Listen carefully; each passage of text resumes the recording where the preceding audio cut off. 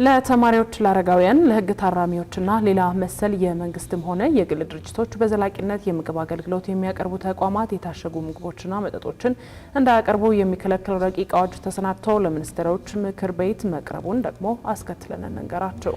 ይህንን ረቂቅ አዋጅ በሚመለከት የተዋልዶ ጤና አገልግሎት ሰጪ ድርጅቶች ማህበራት ህብረት ዛሬ መግለጫ የሰጠ ሲሆን በአሁኑ ጊዜ በሀገራችን እየተቀየረ በመጣው የአመጋገብ ስርዓታችን ሳቢያ የሚከሰቱ በሽታዎችን ለመከላከል አዋጁ ፋይዳ እንደሚኖረው ተነግሯል። ዝርዝር ዘገባው የሰላማዊት ሽፈራው ነው። ብሩክ አስቀና ያቀርበዋል።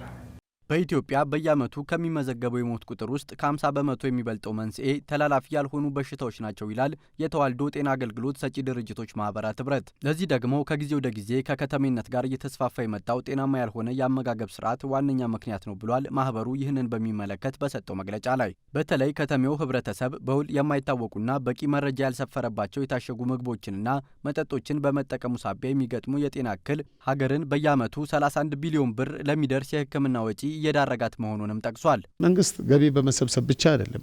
መንግስት የህብረተሰቡን ጤና የመጠበቅ ከፍተኛ ኃላፊነት አለበት። ለዛ ደግሞ ምቹ ሁኔታዎች መፈጠር አለባቸው የህብረተሰቡ ጤና እንዲጠበቅ። ስለዚህ በታክስ ወይም በቀረጥ የሚያገኘው ገቢ ነው የሚበልጥበት ወይንስ በእነዚህ ምክንያት የሚከሰቱ ችግሮችን ለማዳን ለህክምና የሚወጣው ወጪ ነው ብሎ ይህንን በደንብ ማመዛዘን ያስፈልጋል። ይህንን ስናደርግ ደግሞ በመረጃ ላይ የተደገፈ የአድቮኬሲ ስራ መስራት አለብን ማለት ነው። ስለዚህ እንደ ሲቪል ማህበረሰብ ድርጅት እኛ የምናደርገው ይህን በተመለከተ ያለው አጠቃላይ ገጽታ ይሄ ይሆናል። ይሄ አዋጅ ወጥቶ ዝርዝር ደንብና መመሪያው ሲወጡ ደግሞ ይህንን መከላከል ይቻላል ብሎ በደንብ ግንዛቤ መፍጠር ነው። ስለዚህ ይህን ግንዛቤ ስንፈጥር ለተወሰነ አካል ብቻ አይደለም፣ ለጤና ሚኒስቴር፣ የምግብና መድኃኒት ቁጥጥር ባለስልጣን ወይም ብቻ አይደለም ታርጌት የምናደርግ ሁሉንም የህብረተሰብ ክፍሎች የሚመለከት ነው። ትምህርት ቤት፣ ሚዲያ። ለዚህ የጀመርነው ከእናንተ ሚዲያው ትልቅ ኃይል ትልቅ ጉልበት ስለሆነ ነው። መሰሉን ችግር ያቃልላል ተብሎ የታመነበት ረቂቅ አዋጅ በጤና ሚኒስቴር ተሰናድቷል። ይህ ረቂቅ አዋጅ ተማሪዎችና አረጋውያንን የመሳሰሉ የህብረተሰብ ክፍሎችን በዘላቂነት የሚመግቡ ተቋማትና ማህበራት የታሸጉ ምግቦችና መጠጦችን እንዳያቀርቡ የሚከለክሉ ድንጋጌዎች አካቷል። ተላላፊ ያልሆኑ በሽታዎችን ለመከላከል እንደሚረዳ ታምኖበታል የተባለውን ረቂቅ አዋጅ እንዲተገብሩ ከሚገደዱ አካላት መካከል በመንግስትም ይሁን በግለሰብ ደረጃ በቋሚነት የምገባ አገልግሎት የሚሰጥባቸው እንደ ትምህርትና ማረሚያ ቤቶች ያሉ ተቋማት ይገኙበታል። እንዲህ ማድረጉ የሚኖረው ጠቀሜታ ደግሞ ይህ ነው ተብሏል። እነዚህ የታሸጉ ምግቦች ላይ በአብዛኛው በምግብ ይዘታቸው የስኳርና የጨው ይዘት አላቸው። በይበልጥም ደግሞ በውስጣቸው በምግብ ማቀነባበር ስርዓት ውስጥ የተጠራቀመ የስብ ክምችት አላቸው። ይሄ የሚጨመር ስኳር ሰዎች በሚመገቡበት ጊዜ በከፍተኛ ፍጥነት ወደ ሰውነት ውስጥ የስኳር መጠን እንዲገባ ያደርጋል። ይሄ ደግሞ በሰውነት ውስጥ ያለ የስኳር መጠን የተዛባ እንዲሆን ያደርጋል።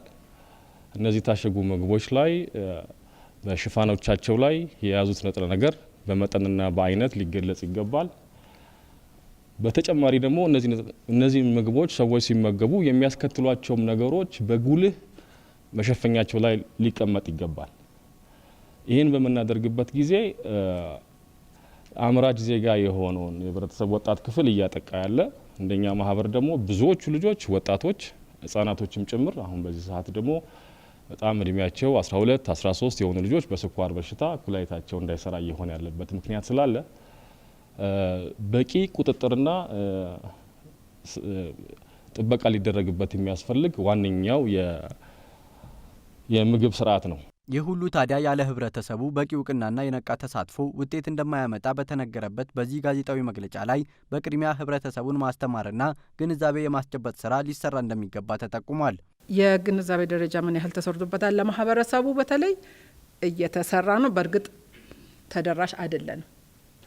ያ መረጃ ለሁሉም ተደራሽ አይደለም። መድረኩም በቅጡ አልተዘጋጀም ለማህበረሰቡና የሚያሳዝነው ነገር የማይሆን መረጃ አንዳንድ ጊዜ በሶሻል ሚዲያ የበለጠ ተደራሽ ሆኖ ተገኝቷል። ከሳይንሳዊ መረጃው ይልቅ የግለሰብ የሚፈልገውን የሚሰራበትን መረጃ ሞር ተደራሽ እየሆነ ነውና እዛ ላይ በእርግጥ ብዙ መስራት አለብን። እኛ ራሳችን እናውቃለን። በሪሰርች መሰረት ነው ያልነውን መረጃ ማህበረሰቡ በቀላሉ ሊያገኘው በሚችለው ሊገባው በሚችለው ሊቀበለው በሚችለው መልኩ መስራት ብዙ ይቀረናል። የጤና ሚኒስቴር ያዘጋጀውና ተላላፊ ላልሆኑ በሽታዎች የሚያጋልጡ የታሸጉ ምግቦችን ለመቆጣጠር ያለመው ረቂቅ አዋጅ በአጠቃላይ 5 ክፍሎችና 21 አንቀጾችን የያዘ ሲሆን አሁን ላይ ለሚኒስትሮች ምክር ቤት መቅረቡን በመድረኩ ላይ ሰምተናል።